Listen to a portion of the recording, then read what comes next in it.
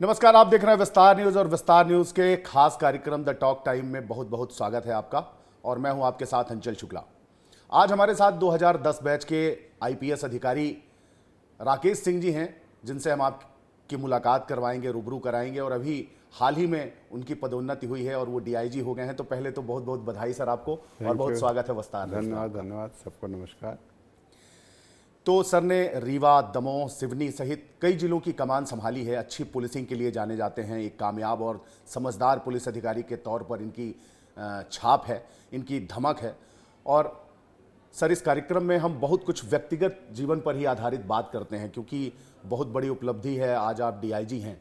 लेकिन अगर हम देखें तो आप उत्तर प्रदेश के देवरिया जिले से आते हैं और वहाँ से निकल के और यहाँ तक पहुँचने तक का जो सफ़र है सर, निश्चित रूप से संघर्षपूर्ण तो रहा होगा। जी बिल्कुल, काफ़ी संघर्षपूर्ण सफ़र रहा है। हमारी पूरी अगर प्राथमिक एजुकेशन देखा जाए तो शुरुआती पढ़ाई लिखाई गांव में ही हुई थी। और गांव के ही इंटर कॉलेज से हमने 10वीं पास करने के बाद फिर मैंने निर्णय लिया, और स्पेशली ये मेरा ही निर्णय था। हमारे परिवार के लोग चाहते थे कि मैं गोरखपुर में जाके आगे की शिक्षा ग्रहण करूं, लेकिन हमने कहा जब घर से बाहर ही जाना है तो मुझे इलाहाबाद जाना चाहिए। और मैं जो है इलाहाबाद पहुंचा, और इलाहाबाद से मैंने राजकीय इंटर कॉलेज से इंटरमीडिएट की परीक्षा पास की। उसके बाद से वहीं इलाहाबाद यूनिवर्सिटी में मैंने बीए में एडमिशन लिया, और हमने नौकरी तक वहीं अपना एमए कंप्लीट किया। उसके बाद शासकीय सेवा में आ गया। 1995 में आप ज्वाइन किया था हमने। चयन मेरा जो है वर्ष 1992 बैच में हुआ था, जिसका रिजल्ट जो है नवंबर 1993 में आया था। इलाहाबाद यूनिवर्सिटी का बड़ा भौकाल रहा है, काफ़ी वहाँ से बड़े बड़े नेता भी निकले, अधिकारी भी निकले, पूरे देश में सेवाएं दे रहे हैं। ऐसे में वहाँ का कुछ अनुभव बताइए जो आपके काम आया हो। नहीं, इलाहाबाद यूनिवर्सिटी में कई चीज़ें ऐसी हैं जो मेरे समय में, अब वो चीज़ें बदल गई हैं काफ़ी कुछ, लेकिन मेरे समय में कई ऐसी चीज़ें थी, जैसे कि वहाँ पे राजनीतिक परिचर्चाएँ, छात्र आंदोलन काफ़ी बेहतर था, और काफ़ी बौद्धिक तरीके से छात्र नेतागण चर्चा करते थे, और बाहर से लोगों को, वक्ताओं को बहुत बुलाया जाता था। वर्ष 1987 की बात है, इलाहाबाद यूनिवर्सिटी अपना शताब्दी समारोह मना रहा था। उस शताब्दी समारोह में देश के प्रधानमंत्री और राष्ट्रपति को छोड़कर कोई भी ऐसा व्यक्तित्व नहीं था जो वहाँ पर ना आया हो। देश का संगीत कला क्षेत्र का कोई भी ऐसा विद्वान कवि ऐसा ना हो, ना आया था। सभी आए थे, और सबको सुना, सबको जाना, सबको समझा। तो एक तरीके से जो आपके विज़न में देखने का नज़रिया में फैलाव आता है, वृद्धि होती है, ये मुझे इलाहाबाद में काफ़ी कुछ मिला। और हमने एक तरीके से कहा जाए तो व्यक्तित्व का निर्माण जो है मेरे हुआ, उसमें इलाहाबाद यूनिवर्सिटी का बहुत बड़ा योगदान है। सुंदरलाल हॉस्टल की कुछ कहानियाँ जहाँ आप पढ़ा करते थे, और वो नाई बड़ा इंटरेस्टिंग है आपके उस पूरे एपिसोड में। नहीं, ऐसा नहीं है। सुंदरलाल हॉस्टल में मैं दरअसल, मेरे बहुत ज़्यादा मित्र नहीं होते हैं। मेरे मित्र बड़े सीमित होते हैं। 4-5 लोगों से हमारी दोस्ती थी। एक हमारा समूह होता था और बढ़िया हम लोग मस्ती करते थे। लेकिन यह है कि जब हमने परीक्षा की तैयारियां शुरू की तो हम लोगों का, हमारा व्यक्तिगत तौर पे, हमारी दोस्त मित्र मंडली का जीवन बड़ा सीमित हो गया था, और सभी ने कहीं न कहीं सकारात्मक योगदान किया। और इसी कारण से अपनी मित्र मंडली के साथ के सहयोग से और स्वयं के श्रम से मैं यहाँ तक पहुँचा। फिल्में देखने का शौक है आपको? फिल्में देखने का शौक़ तो रहा है मुझे, लेकिन नौकरी में आने के बाद मैंने फिल्में कम देखी हैं। नौकरी के पहले मैंने फिल्में बहुत देखी थी। करीब प्रति सप्ताह में एक फिल्म देखता था। कई बार हफ्ते में 2-2 बार फिल्म देखा। कई बार तो पेपर के बीच में भी आप देखने चले गए हैं। हाँ बिल्कुल बिल्कुल बिल्कुल। जब मैं बीए वगैरह में था तो एक पेपर और दूसरे पेपर में यदि 2 दिन का अंतर हुआ तो मैं, कोई अच्छी फिल्म लगी तो मैंने देखी है। कोई एक्टर ऐसा जिससे आप प्रभावित हों या उसका अनुसरण करते हो या उसकी फिल्में नहीं छोड़ते? शुरू में अमिताभ से काफ़ी लगाव था, फिर नाना पाटेकर की फिल्में बहुत अच्छी लगने लगी। बाकी कोई ऐसा विशेष एक्टर नहीं रहा जो और मुझे प्रभावित कर सके। अब भी बहुत फिल्में बन रही हैं पुलिस पर। ऐसे में कौन सा किरदार आपको ठीक ठाक लगता है? पुलिस पे जो फिल्में बन रही हैं उसमें मुझे एक फिल्म बहुत अच्छी लगी, शहर फिल्म। हालांकि उसमें कहानी को बहुत अतिरंजित करके दिखाया गया, बट उस फिल्म में काफ़ी कुछ बेहतर दिखाने की कोशिश की कि किस प्रकार से एक माफिया को लड़ने के लिए पूरा सिस्टम खड़ा होता है और उस माफिया का अंत होता है। शहर जैसी फिल्में जब बनती हैं तो देखने में बड़ा मज़ा आता है। बाकी सिंघम टाइप की फिल्में केवल मनोरंजन के लिए हैं, पुलिस का असली चेहरा नहीं है। आपके करियर में कोई ऐसी घटना?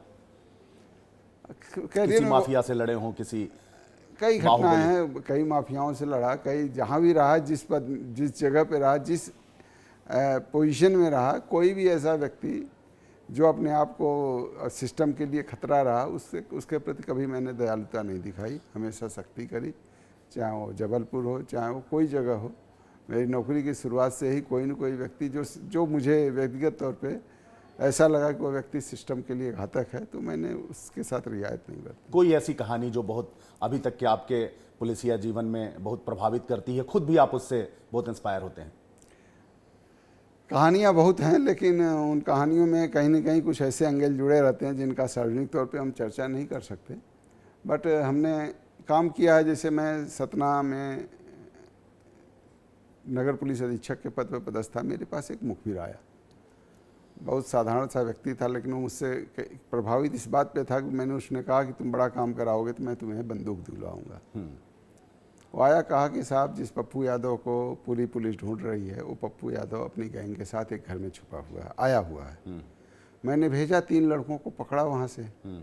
पुलिस वाले गए, उनसे न कोई हथियार मिला न कुछ मिला, लेकिन जब उसकी जांच करनी शुरू की, जांच करते करते उसमें एक व्यक्ति पप्पू यादव के रूप में चिन्हित हुआ, जिसके ऊपर सन 2003 में 75,000 रुपये का इनाम था, और कालिंजर में लगभग 8 लोगों की हत्या हुई थी कालिंजर किले में, उस हत्या का मुख्य आरोपी था। इसके अलावा और कई कांड भी थे उसके यूपी में, लेकिन एमपी में कांड नहीं थे, परंतु उनको हमने गिरफ्तार किया था। तो कई बार मुझे ये लगता है कि जिस प्रकार से अगर कोई भी व्यक्ति जो आपको सूचना देने के प्रति इंटरेस्टेड है, तो उसकी सूचनाओं पे यदि आप सही रिएक्ट करें तो आपके हाथ ऐसी बड़ी सफलताएं लगती हैं। वो अपने आप में बड़ी प्रमुख सफलता थी। उस समय तत्कालीन डीजीपी द्वारा ऑपरेशन सिकंजा चलाया गया था, तो उस अभियान के बाद जो प्रेस नोट जारी हुआ था, उसमें पप्पू यादव की कैच का विशेष तौर पर उल्लेख किया गया था, और ये सिर्फ संभव हुआ था एक मुखबिर के कारण। और आपको बताने में मैं खुशी महसूस करता हूँ आज भी कि मैंने उस व्यक्ति का न सिर्फ लाइसेंस बनवाया कलेक्टर साहब से अनुरोध करके, अपितु उसके लिए मैंने बंदूक भी खरीदने का इंतजाम किया था। तो कई चीज़ें हैं, ऐसी तमाम चीज़ें जीवन में चलती रहती हैं जो आपको कहीं न कहीं एक ऐसे मोड़ पर पहुंचा देती हैं जिसकी आप उम्मीद नहीं किए रहते हैं। जैसे मैं रीवा बतौर एसपी जब ज्वाइन किया, तो वहाँ पे मीडिया से जब पहला इंटरेक्शन हुआ, तो मीडिया के सभी लोगों ने बोला कि सर, हमारे ज़िले में कोरेक्स नाम की एक महामारी है, समस्या नहीं है, महामारी है, इसको आप दूर करिए। और निसंदेह मैंने मीडिया का जो बताना था, उसके बाद जो मैंने प्रयास किया, मैंने काफ़ी हद तक सफलता प्राप्त की, और बाकी तो वहाँ के क्षेत्र के लोग बता सकते हैं कि मैं कितना सफल रहा। बट कई चीज़ें ऐसी होती हैं कि लोगों से इनपुट मिलने के बाद यदि आप दृढ़ प्रतिज्ञ हो जाते हैं, तो निसंदेह सफलता मिलती है और जनता का एप्रिसिएशन मिलता है। दमोह में भी आपकी जो पोस्टिंग हुई, जब वहाँ का लॉ एंड ऑर्डर बिगड़ा और इसके बाद आपको वहाँ पर भेजा गया था, वो भी काफ़ी चैलेंजिंग रहा था। हाँ, दमोह को मैंने करीब लगभग 2-3 महीना उसको सामान्य करने में लगा था, लेकिन दमोह एक ऐसा अलग टाइप का ज़िला है जो थोड़ा सा मुख्य धारा से कटा हुआ है। हालांकि रेलवे लाइन भी है, सब कुछ है, लेकिन जबलपुर और सागर के बीच में है, कटनी और सागर के बीच में है, तो इस कारण से वह उस हिसाब से विकसित नहीं हो पाया, न उद्योग के मामले में न बाकी मामलों में। बट दमोह में कास्टिज्म की एक बड़ी गंभीर समस्या थी, स्पेशली समाज के अनुसूचित जाति वर्ग के लोगों को अगर वो जो है बारात घोड़े पे चढ़ के निकलते थे, तो ये समस्या बड़ी गंभीर थी। इस टाइप के अपराध बहुत होते थे, लेकिन निसंदेह लोगों को मैंने बोला था कि अगर कहीं भी कोई भी व्यक्ति घोड़े पे चढ़ के बारात निकालना चाहता है, तो हमें एक बार सूचना दें। और ये नहीं है कि मैंने उसको पुलिस उपलब्ध करा दी। जिस गांव में ये समस्या होती थी, उस गांव में जिस दिन बारात निकलती थी, उसके 4 दिन पहले कलेक्टर से मिलके एसडीएम, एसडीओपी, टीआई, तहसीलदार वगैरह जाते थे, और निसंदेह एक मुझे सद्भावपूर्ण वातावरण कायम करने में सफलता मिली। ये वहाँ की एक गंभीर समस्या है। तो इस तरह की और भी गंभीर समस्याएं रहती हैं हर ज़िले में, लेकिन वहाँ उस क्षेत्र में ये समस्या है, और इस पर मैंने बहुत ही संवेदनशील तरीके से काम किया और मुझे सफलता मिली। पुलिस की जो काम करने की शैली है, उसमें कितना बदलाव देखते हैं 1995 से लेके और 2025 तक? पहले व्हाट्सएप और इंटरनेट का लाइब्रेरी नहीं हुआ करती थी, सिर्फ पुस्तकें ही माध्यम होती थी ज्ञान का। देखिए, पुलिस में संसाधनों की भी बहुत कमी हुआ करती थी एक समय में। जैसे मैं एक जगह पदस्थ था, तो मुझे एक थाने से दूसरे थाने में जाने में मेरी गाड़ी 2 बार ख़राब होती थी। तो अलग चीज़ है, लेकिन धीरे धीरे 2002 से 1 से संसाधन बढ़ने शुरू हुए, संसाधन बढ़े, फिर सारी चीज़ें, संसाधन बढ़ने के बाद पुलिस का रिस्पांस टाइम कम हुआ। इसी तरह जैसे डायल 100 आया तो पुलिस का रिस्पांस टाइम बहुत ही कम हो गया, पुलिस हर जगह उपलब्ध होने लगी। तो पुलिसिंग तो निरंतर बदलती रहती है। वायरलेस सेट पहले बहुत बड़े बड़े होते थे, अब छोटे छोटे वायरलेस सेट हो गए, बिल्कुल मोबाइल। अपराध के भी तो तरीके बदल रहे हैं। नहीं, अपराध के तरीके निसंदेह साइबर क्राइम एक बहुत बड़ा समस्या है और सरकार भी इस पर गंभीर है। और साइबर क्राइम को जिस प्रकार से रोकने के लिए मैंने अपनी पहली पुलिस अधीक्षक पदस्थापना से, जब मैं मंडला एसपी था, उस समय से मैंने अवेयरनेस बहुत चलाई इस पे। और मुझे ऐसा लगता है कि इस अपराध को साइबर टीमें रोक तो रही हैं, साइबर पुलिस रोक तो रही है, लेकिन अवेयरनेस के जरिए इस घटनाओं को घटने से भी रोका जा सकता है। तो इस पे मैंने काफ़ी काम किया। तो ये भी समस्या बढ़ी है, नक्सलवाद की समस्या बढ़ी है, कई समस्याएं निरंतर बढ़ी हैं। बट पुलिस की कार्य क्षमता और पुलिस के कार्य करने की प्रणाली दोनों में काफ़ी इम्प्रूवमेंट हुआ है। और साइबर के मामले में हमारी मध्य प्रदेश पुलिस काफ़ी बेहतर स्थिति में है और बड़े बड़े अपराधियों को पकड़ने में बहुत अच्छी सफलताएं जो है साइबर की वजह से मिलती रहती हैं। आपने अभी बताया कि एक मुखबिर आया, एक व्यक्ति आया मेरे पास, उसने मुझे जानकारी दी पप्पू यादव कहाँ छिपा है। पुलिस का रीढ़ होती है मुखबिर तंत्र। मुखबिर तंत्र पुलिस का अब कितना मजबूत आपको लगता है पहले की अपेक्षा? मुखबिर तंत्र का क्या होता है, मजबूती का सबसे बड़ा होता माना जाए तो ये अधिकारी पर भी निर्भर करता है कि कौन सा अधिकारी कितना सुनता है। सेम थाने में एक थाना प्रभारी का प्रभाव कुछ और होता है, दूसरे का कुछ और रहता है।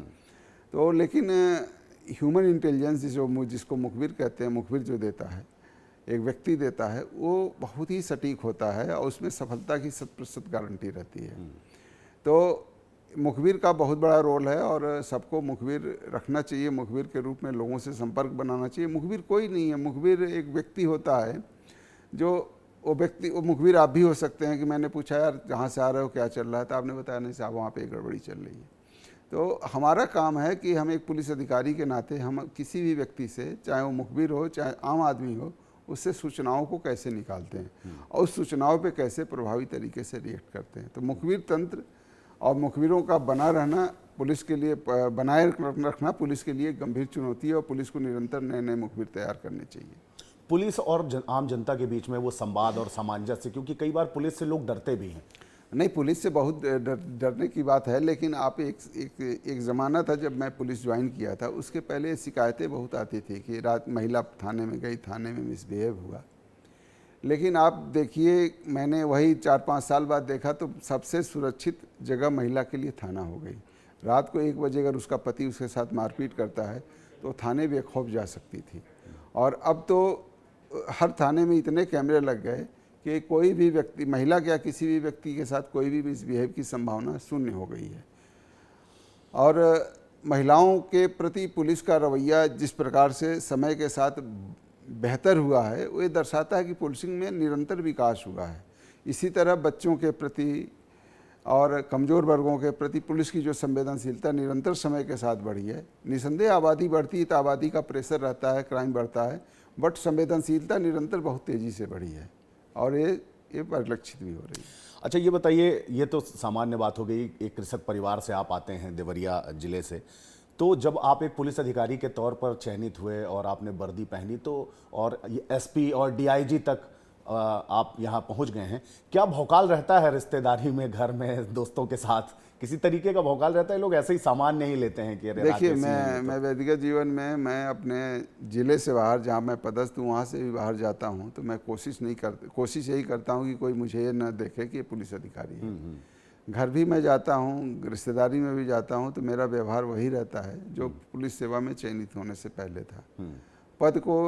पद जो है, आप जब तक नौकरी में है तब तक आपके साथ रहता है, नौकरी के बाद वो पद नहीं रहता है। तो आपका व्यवहार, आपकी कार्य पद्धति इस हिसाब से होनी चाहिए कि नौकरी के बाद भी आप वही जीवन जी सकें जो लगातार जीते आए हैं। जहाँ तक भौकाल की बात है, तो पुलिस सेवा में यदि आप हैं तो एक भौकाल तो इसका रहता है कि लोग इस बात का रिस्पेक्ट करते हैं, इस बात का सम्मान रखते हैं और इस बात की एक आपको प्रिविलेज रहती है कि आप कहीं भी जाते हैं और किसी को पता चलता है कि पुलिस वाले हैं तो थोड़ा महत्व तो मिलता है। ये तो लगातार मिलेगा ही, जब तक हूँ पद पे तो मिलेगा ही। सबसे चैलेंजिंग क्या रहा था, कौन सा जिला रहा था आपके लिए जो काफ़ी क्रिटिकल आपको लगा हो, ये लगा हो यहाँ के लोगों को समझना बड़ा मुश्किल है या सहयोग ना करने वाले रहे हों? या सबसे चैलेंजिंग जिला मेरी नौकरी में दमोह है। दमोह से ज़्यादा चैलेंजिंग जिला कोई नहीं है, क्योंकि वहाँ पे सांप्रदायिक समस्या भी है। वो घटना भी बड़ी थी, एक आरक्षक की मौत भी वहाँ पर हुई थी। जातीय समस्या भी है, सांप्रदायिक समस्या भी है, और लोगों के पास रोजगार न होने से अपराध करने की प्रवृत्ति ज़्यादा है, और वहाँ के लोग दूसरे ज़िलों में जाके अपराध भी करते हैं। तो ये सब कई चीज़ें वहाँ पे अलग हैं, और वहाँ के लोगों को मतलब समझना थोड़ा दुरूह होता है। दमोह का जो है अलग ही नेचर है। वहाँ के लोग बोलते थे साहब दमोह नाम नहीं है, दमोह का मतलब होता है जिसमें दम हो वही यहाँ आए। तो दमोह वास्तव में मुझे एक चैलेंजिंग ज़िला लगा। दूसरा चैलेंजिंग ज़िला जिसे कहा जाता है रीवा, बट रीवा बहुत ही अच्छा ज़िला है। मुझे पुलिस के रूप में मैं चाहूँगा कि हर कोई पुलिस अधिकारी एक बार रीवा जरूर काम करे। रीवा से बहुत सीखने को मिलता है, क्योंकि रीवा में हर आदमी कानून का जानकार है, और कानून के जानकारों के बीच काम करना वास्तव में एक चुनौतीपूर्ण होता है। और रीवा के लोग जो है अच्छे कामों को बहुत अप्रिशिएट करते हैं, और इस कारण दूसरा मुझे बेहतरीन ज़िला रीवा लगा। बाकी तो इंदौर भी बहुत अच्छा है, जबलपुर तो खैर मुझे एक अच्छी पहचान दिया। राजनीतिक दबाव पुलिस अधिकारी के तौर पर कितनी बार झेलना पड़ा या होता है, प्रेशर आता है? देखिए, राजनेता जनता से जुड़े हुए रहते हैं, लेकिन कोई ऐसा राजनेता नहीं मुझे जीवन में मिला जिसको मैंने ये बोला हो कि ये जो आपको सूचना मिली है ये गलत है, तो उसके बाद उसने बोला हो कि नहीं इसमें आप करिए ही करिए। सबने इस बात को माना है, समझा है, और मैं मध्य प्रदेश को इस मामले में अच्छा मानता हूँ।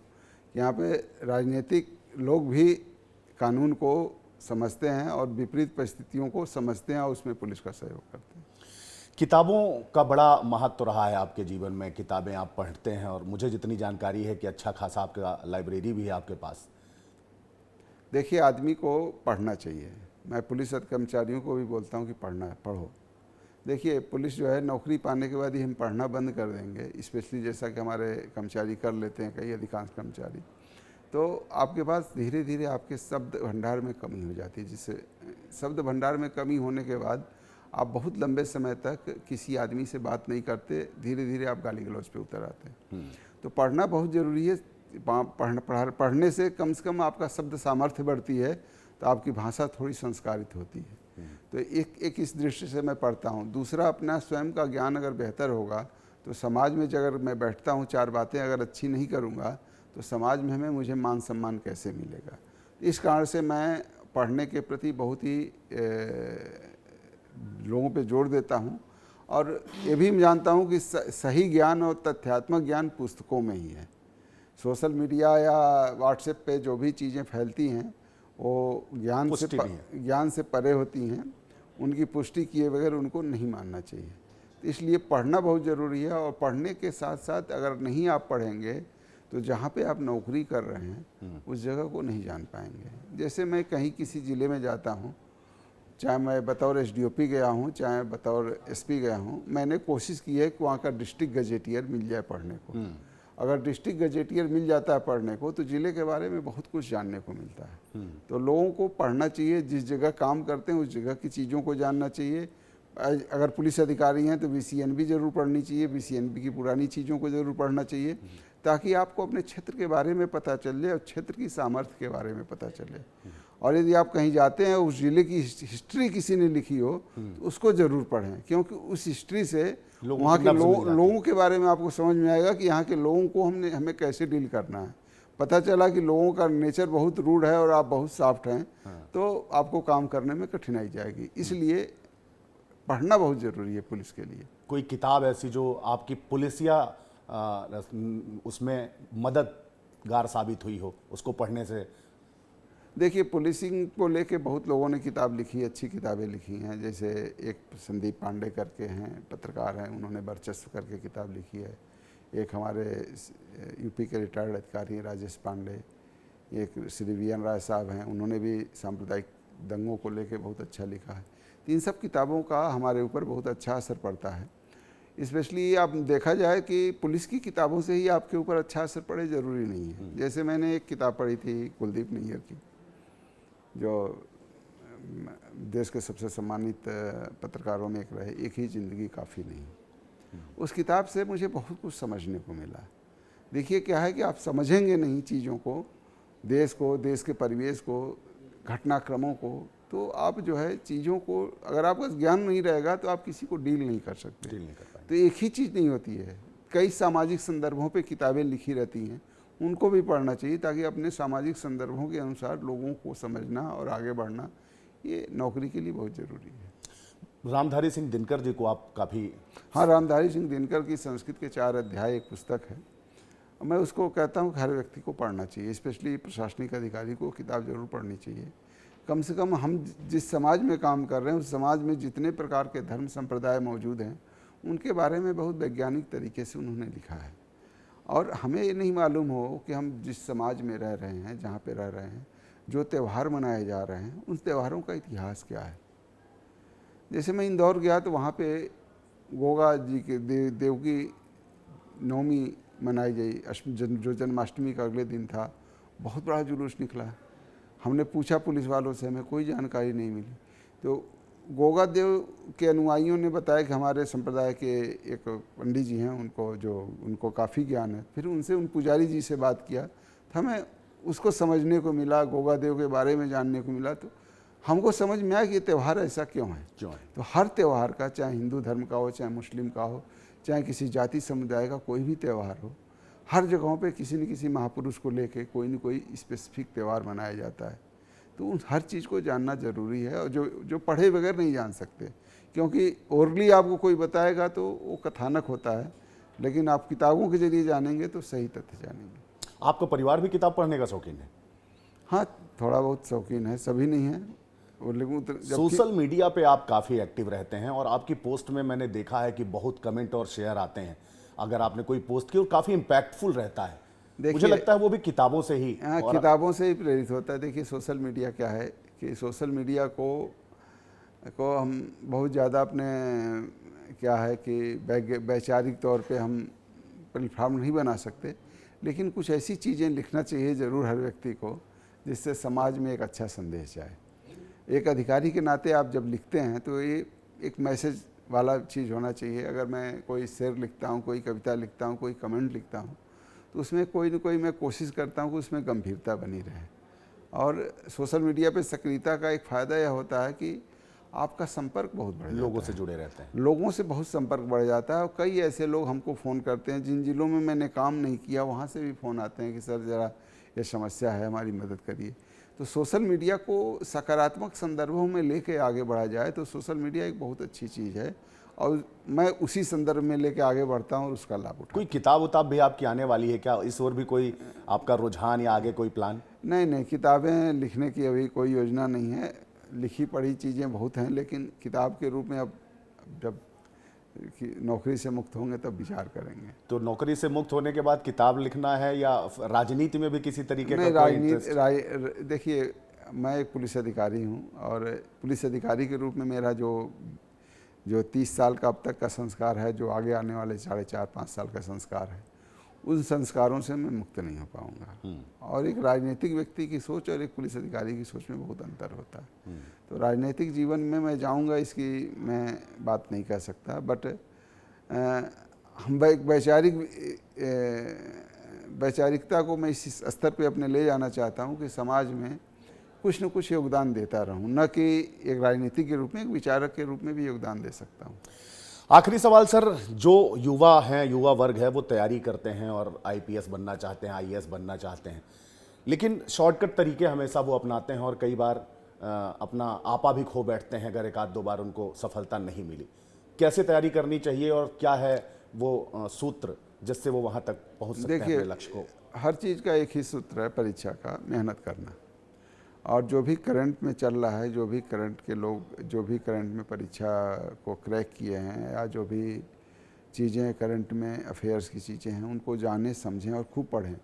देखिए कोई ज़रूरी नहीं कि आपको हर प्रयास में सफलता मिले। मैं दूसरे प्रयास में सफल हुआ था, अगर पहले प्रयास से निराश हो जाता तो नहीं होता। हमारे साथ के कई लोग ऐसे हैं जो सफल नहीं हुए, लेकिन वो लोग भी अच्छा जीवन जी रहे हैं।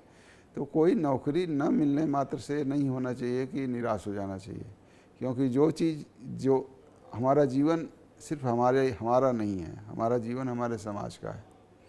तो जीवन के प्रति पलायनवादी दृष्टिकोण किसी भी दृष्टि से स्वीकार्य नहीं है, और इस जीवन को जीने के और भी तरीके हैं। कोई सरकारी सेवा में नहीं कर, हमारे घर में हमारे 3 भाई हैं, तीनों भाइयों में सिर्फ मैं नौकरी कर रहा हूँ, लेकिन वो भी बहुत सुखी हैं, हम भी सुखी हैं। तो ज़रूरी नहीं है कि नौकरी के ज़रिए भागें। तो मैं तो इस आत्महत्या के ऊपर भी कई बार लिख चुका हूँ, लिखता रहता हूँ कि आत्महत्या वगैरह जो दृष्टिकोण है, इससे बचना चाहिए, प्रयास करते रहना चाहिए, एक से अधिक विकल्प लेके चलना चाहिए। एक से अधिक विकल्प लेके चलने में आपके जीवन का रास्ता हमेशा कोई न कोई रास्ता खुला रहता है। और यदि आप ज्ञानवान हैं तो आप भूखे नहीं रहेंगे। यदि अपने ज्ञान का विस्तार करिए, आपके पास ज्ञान है तो आप भूखे नहीं रहेंगे, समाज में अनुपयोगी नहीं रहेंगे, कहीं न कहीं आपका उपयोग हो जाएगा। बहुत बहुत धन्यवाद सर, विस्तार न्यूज़ में समय देने के लिए अपना। तो ये थे आईपीएस राकेश सिंह जी, जिन्होंने कि बताया कि किस तरीके से जीवन में किताबों का महत्व है और किस तरह से प्रतियोगी परीक्षाओं में जाने वाले जो छात्र हैं वो डिरेल हो जाते हैं या कई बार हार मान लेते हैं और गलत रास्ता चुन लेते हैं। उन्हें हमेशा 2 विकल्प लेकर चलने चाहिए, और अगर आपके जीवन में ज्ञान है तो आप निश्चित रूप से समाज के लिए कहीं ना कहीं उपयोगी होंगे और आप अपनी भूमिका का निर्वहन करेंगे। मुझे दीजिए इजाज़त, नमस्कार।